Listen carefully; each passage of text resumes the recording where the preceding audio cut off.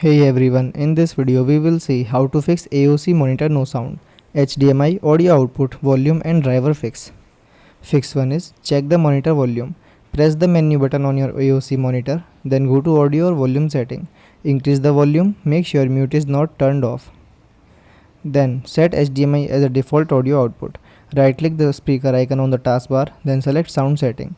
Under output, choose your AOC monitor, then play a video to test the sound. Third one is check the HDMI cable. Disconnect the HDMI cable and reconnect it securely to both the PC and monitor. Try another HDMI cable if available. If your PC has another HDMI port, test that port. Fourth one is update the audio driver. Press Windows plus X and open Device Manager, then expand sound, video and game collectors or controllers. Then right click your HDMI or audio device. Then select update driver.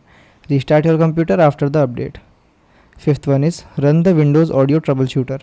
Open setting, then system, then troubleshoot.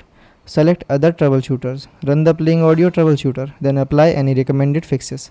Thanks for watching.